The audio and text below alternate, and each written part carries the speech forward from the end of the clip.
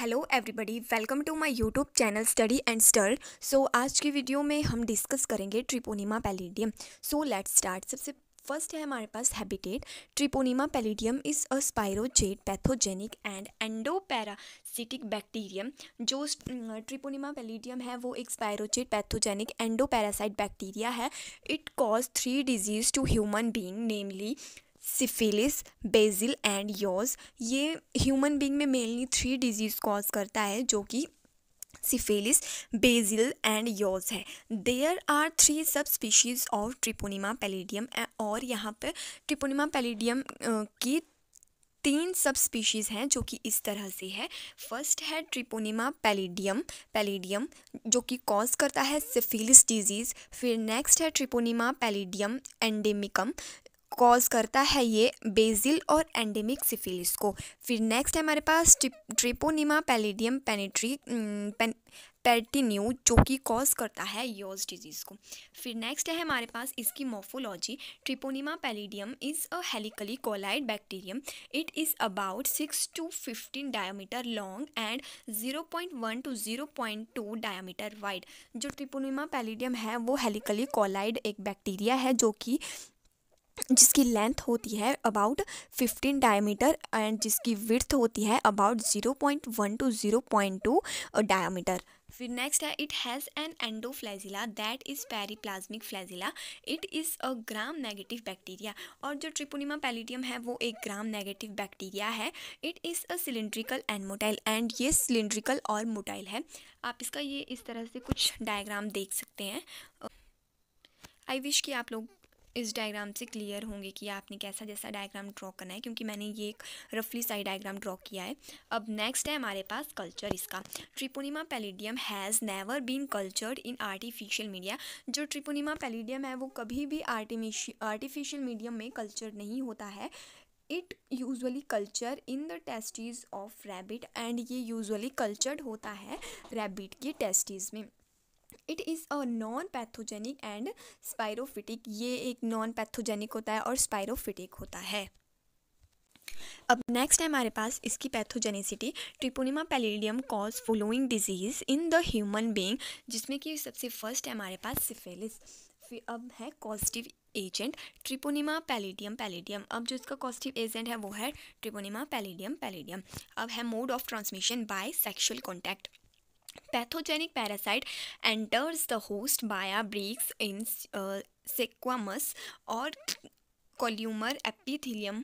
Parasite can also be transmitted to a developing fetus through placenta, that is conjunctival syphilis. अब जो syphilis है वो enter करता है होस्ट के बाया म्यूकस से या तो एपिथेलियम से। और जो सिफिलिस है वो प्लेसेंटा के थ्रू भी फीटस में जा सकता है, जिसे कि हम कंजेंटियल सिफिलिस कहते हैं। अब नेक्स्ट है हमारे पास इसके symptom. Initially lesion on the labia minora and labia majora. In severe cases, pathogen infect the bone as well as central nervous system and और कुछ सीरियस केसेस में ये जो इन्फेक्टेड पर्सन है उसकी बोन या उसका जो भी सेंट्रल नर्वस सिस्टम है उसको भी अफेक्ट करता है। एंड इसका इंक्यूबेशन पीरियड है अराउंड 10 to 19 डेज। अब नेक्स्ट है हमारे पास इसके डायग्नोस्टिक टेस्ट। सबसे फर्स्ट है हमारे पास डायट्रियल स्टेन, फिर है सीरोलॉजी, फिर है रैपिड प्लाज्मा रिएजन, फिर नेक्स्ट है हमारे पास FTA ABS, फिर नेक्स्ट है TPHA टेस्ट, फिर नेक्स्ट है नॉन ट्रिपोनमल UDCR। अब नेक्स्ट हमारे पास इसका treatment. It is cured by antibiotic like penicillin, इलेक्टियम और macrolides like erythromycin and azithromycin. Next हमारे पास इसकी vaccine. No vaccine is available. So इसके लिए अभी फ़िलहाल कोई भी वैक्सीन अवेलेबल नहीं है। अब नेक्स्ट है हमारे पास इसकी नेक्स्ट डिजीज़, जो कि है बेजिल और एंडेमिक सिफिलिस। सो फर्स्ट है हमारे पास causative agent. Treponema pallidum endemic इसका कॉजेटिव एजेंट है। और अब नेक्स्ट है हमारे पास mode of transmission. The disease occur in human being less than 15 years of age. Transmission is disease of 2 ways। अब जो बेजिल या एंडेमिक सिफिलिस है वो मेनली अक्कर होता है उन लोगों में जिनकी एज लेस दैन 15 years की होती है, और ये मेनली दो तरह से ह्यूमन बीइंग में ट्रांसमिशन होते हैं, जो कि है direct method and indirect method. So first है हमारे पास direct method. So direct method में है skin to skin and mouth to mouth contact. अब नेक्स्ट है हमारे पास इनडायरेक्ट मेथड, जो कि है consumption of contaminated water due to contaminated vessels and pipes. It usually occur in the dried area.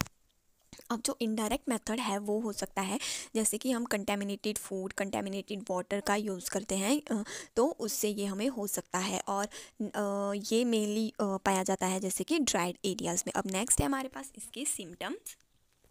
सो इसके सिम्टम्स हैं, it is a chronic debilitating disease. फिर नेक्स्ट है primary lesion, secondary lesion and tertiary lesion. अब next है हमारे पास इसका incubation period, variable period of latency and late destructive lesion. अब नेक्स्ट है हमारे पास इसके diagnosis, serological test such as RPR, VDRL, FTA, MHA, TP and PCR test. So ये कुछ टेस्ट हैं जिनकी हेल्प से हम ये डायग्नोज कर सकते हैं कि हम एंडेमिक सिफिलिस या बेसिल से इन्फेक्टेड है या नहीं है। अब नेक्स्ट है हमारे पास इसका treatment, antibiotics like penicillin, procaine penicillin, benzathine penicillin and azithromycin etcetera. अब है इसकी वैक्सीन। सो नो वैक्सीन, यानी कि अभी तक इसकी कोई भी वैक्सीन अवेलेबल नहीं है। अब नेक्स्ट हम डायग्राम देखेंगे कि जो सिफिलिस है वो ह्यूमन डिजीज़ में कैसे ग्रो होता है, ये कैसे होता है। सो कुछ इस तरह से है। तो सबसे पहले होगा इन्फेक्शन विद ट्रेपोनीमा पैलिडियम, फिर हमें होगा उसके बाद प्राइमरी सिफिलिस, फिर उसके बाद होगा सेकेंडरी सिफिलिस, फिर होगा लेटेंट सिफिलिस एंड फिर बहुत ही कम चांसेस है कि किसी को टर्शरी सिफिलिस, यानी टर्शरी सिफिलिस हो, मतलब कि 28% 28% चांसेस है कि पर्सन को टर्शरी सिफिलिस होगा। अदरवाइज जो 72% पीपल होते हैं उन्हें नो फर्दर कॉम्प्लिकेशंस होती हैं।